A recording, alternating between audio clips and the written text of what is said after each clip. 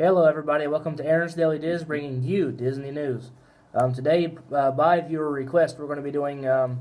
They wanted us to start like a series. I'm probably going to upload this every Wednesday night, and the series is going to be on our favorite attractions by category. So this week's category, by the viewer's request, is favorite boat-based attractions.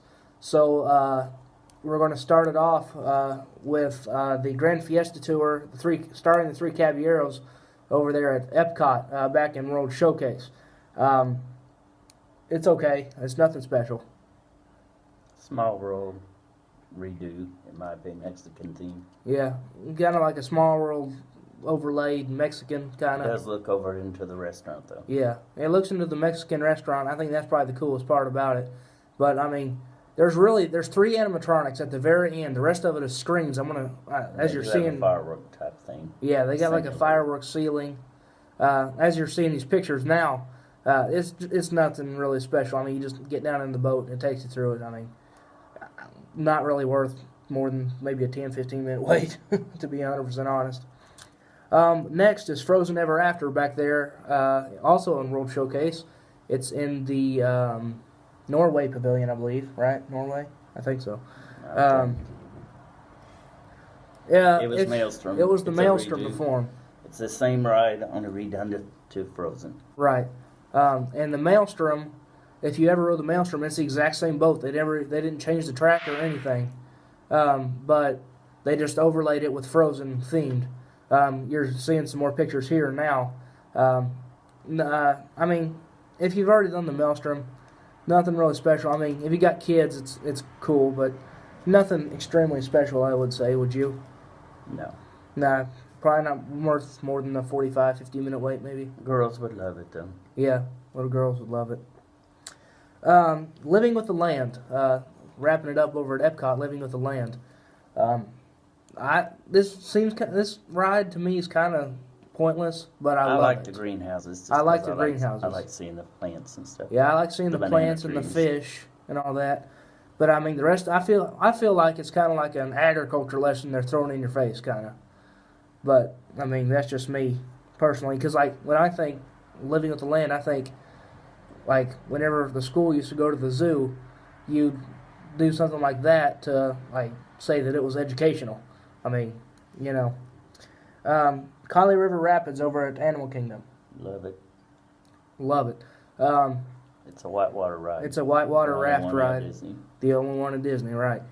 You're seeing a picture of that now. I don't have one picture for this one anyways. But this is the raft that you're seeing and all the fun stuff that goes on in that. You actually go through like a fiery, smelly, wood-burning thing. That's my downside. I don't like that fire. It's yeah. hot. Yeah, especially in the middle of the summer when it's 90 degrees and you're going through fire and heat and all that. It is not fun. You're sitting there sweltering. But if you're drenched, it's awesome because it'll help you warm up a little bit if you're cold. Moving on over to the next page. Navi River Journey at Epcot. At Animal Kingdom. Wow, that was crazy.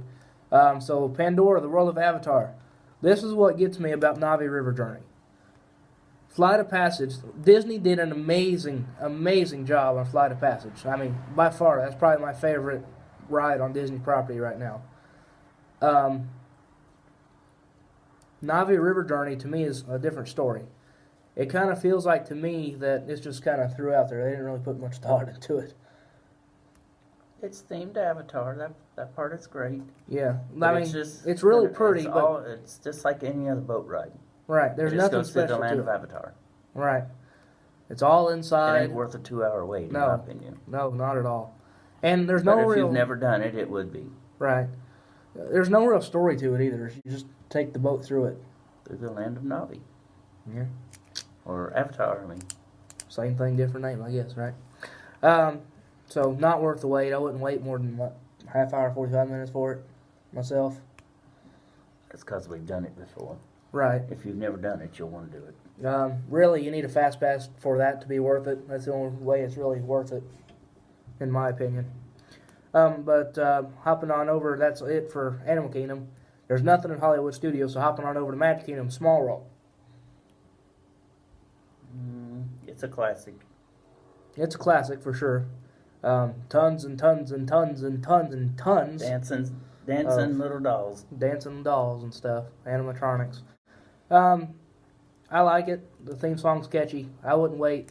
I mean, whenever you can go and just walk onto it of the night, like during fireworks and stuff, it's a lot better than whenever you have to wait 50 minutes. It seems kind of pointless to wait 50 minutes for it. But, I mean, if that's your thing, go for it. Well, Liberty Square Riverboat, not worth it. I'm just telling you that right now. You ride That's the fair. That's a stand-up thing. You have to stand up on the boat the whole time. And Literally, something we hardly ever do. Literally, this is what it reminds me of. The ferry boat that takes you from the transportation and ticket center to Magic Kingdom. Yep, about the same thing. Just that It theme. just goes across Tom Sawyer Island, I think. Right, it goes around the little loop there. Not worth it. I mean, there's never a wait for it. We've only done it once or twice. To be 100% honest, I've done it by myself a couple of times. But to be 100% honest, I mean, there's no wait for it. If you need something to do, do it. But to me, it's just kind of a waste of time. To be 100% honest. Splash Mountain. I mean, pretty self-explanatory. It's Splash Mountain. Love it. The worst part about it's the drop, but I mean, that's what you sign Best up part for. they done is putting in the lap bar to hold on to.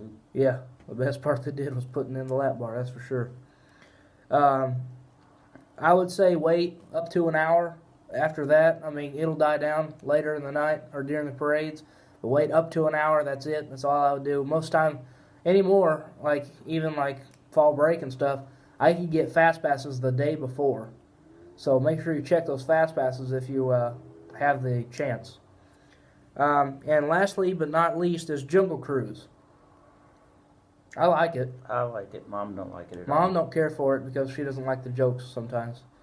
But they do a cool Christmas overlay on it. I like it at night better. Yeah, it's prettier at night. Is it worth a 90-minute wait, which it pretty much always is? No. Whenever, because like you can go to it like right before fireworks or during fireworks and get on it like walk on. Pretty much. So, I mean, I like it, but not worth a 90-minute wait. And then they wanted us to rank each category. So starting off number 10, the Liberty Square Riverboat, pretty self-explanatory. There's no real point in even doing it. Number 9 is the Grand Fiesta Tour starting the Three Caballeros. I know I'm hurting some people's feelings on this one, but I'm just not a fan. Are you? Would you go out of your way to go ride it? No, especially having to walk all the way back into the countries. Yeah. Number 8, Navi River Journey. Just in my mind, for the sheer lack of like story and all that. I mean, there's no real point. The ride is as nice as any other ride. It's the wait right now. When it gets a little older and the wait time's not as bad, it will be worth it. But it's like a 2-hour wait. Right. I got number 7 as Living with the Land. There's never a wait for Living with the Land. Oh, I could pretty much, yeah. I could sit there and do Living with the Land all day because I just like listening to greenhouses. It's just your typical boat ride. It just goes through greenhouses and tells about how you farm, agriculture and stuff. Yeah. It's a learning tour. Number 6, Pirates of the Caribbean. I don't care for pirates, so... Did we even talk about Pirates of the Caribbean? I never have cared for pirates, but... I like pirates. Mama loves it. I think I skipped over that one for some reason. I don't know why. But Pirates of the Caribbean, I love that ride. Fun fact about Pirates of the Caribbean, there's a drop at the beginning of the ride. It's not that bad. But the reason that thing drops is because whenever they were building all this stuff, Jungle Cruise happened first, and before they started construction on Pirates of the Caribbean, they started construction on Jungle Cruise. They had put in all of the stuff for Jungle Cruise, and then realized that Pirates of the Caribbean would go into Jungle Cruise. That drop takes you underneath of the Jungle Cruise area, and that's why there's a drop there, so you can go underneath. And then whenever you get off the boat, there's a lift hill that takes the boat back up to the starting, the gate starting thing. The loading dock thing, yeah. So that was number 6. Number 5 I have down as Small World. It's a small world, you know. Small World classic. Yeah, it's a classic, for sure. Number 4 I've got as Jungle Cruise. I'm just going to say this. It's not worth the wait, big waits, but I like it. I like the reality that you get a skipper and it's an actual person that you can actually talk to, and they actually interact with the guest. I like that really well.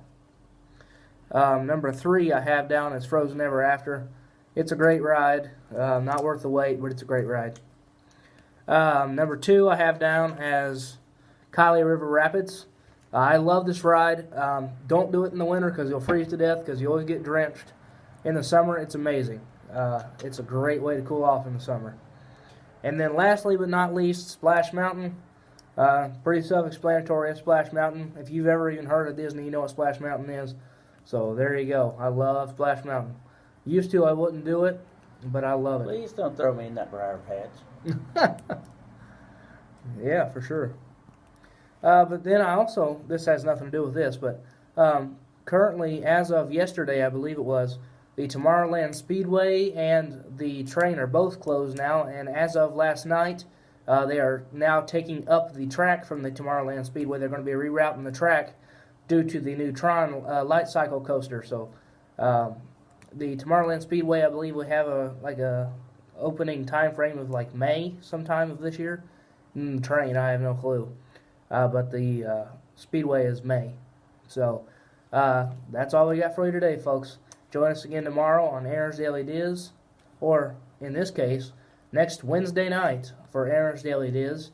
And well, next week we'll have another topic and we'll do the same kind of thing. Night, night, everybody.